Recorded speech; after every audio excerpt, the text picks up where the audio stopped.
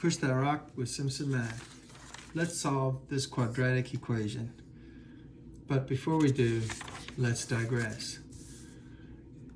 Since grade school, you've studied real numbers, whole numbers, and even their opposites, integers, fractions, and somewhere in grade school you were introduced to the concept of pi, which is an irrational number. All of those numbers you've been dealing with are real numbers. And now we have this somewhere, maybe in Algebra 2, you brought up this concept of this invention where we imagine that the square root of -1 is some number and we call it I.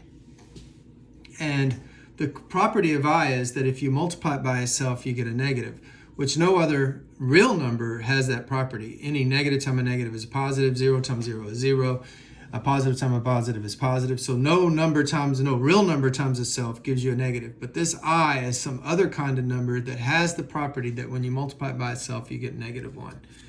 And I is defined to be the square root of -1.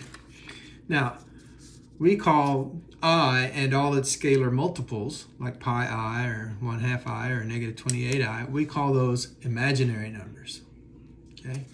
So we have the real numbers, then we have the imaginary numbers, and then we have this set of numbers that includes both the real and the imaginary. And that set of numbers is called the complex numbers.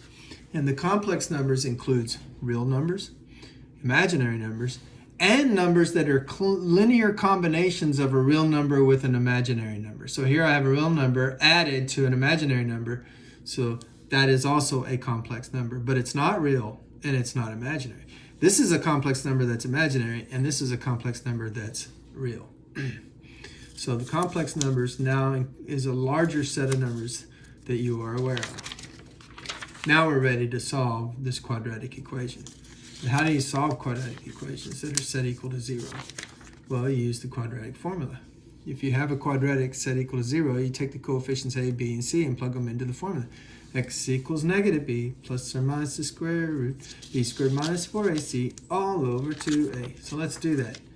In the b position, I put the b coefficient, which is coefficient to the linear term, so -1. Okay. Here and here, I put the leading coefficient, 2.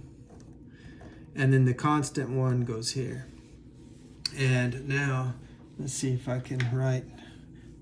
Okay, so we get x equals negative of -1 is +1, plus or minus the square root. -1 squared is 1. And then 4 times 2 times 1, that's 8, but it's -8. And it's all over 4. Now you have to be super careful with this sign in here. Students make a lot of sign errors. Double check yourself. Okay, so we get x equals 1 plus or minus the square root of -7. Well, this got to be one of them funky numbers that if there's a number, it's certainly not real, because remember, no real number will get multiplied by itself and give me a -7, and square root means find the number multiplied by itself. So it's not real. Not real. And if we were looking for x-intercepts, we'd just stop right now, because this indicates that there are no x-intercepts for this parabola, because of course if the y value is 0, that's going to be on the x-axis, which is a real number line. So if we get this result here, we say no x-intercepts. But let's say we want to know the solution. So we're going to go ahead and continue. We're going to treat that as if it is a number. What we'll do is factor. We'll call that the square root of -1 times 7.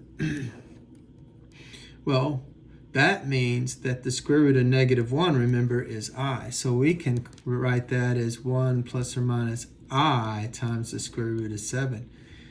And this 4, it's all over 4. So this 1 is over 4 and this is over 4. So notice we have an imaginary number added to a real number, or subtracted, but subtraction is just addition of the opposite. So that means we have two complex number solutions. So these are complex roots.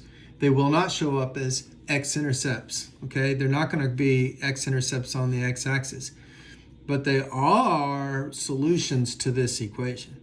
They may not be related to the graph too much, but they are solutions to this equation, and they are roots of the polynomial.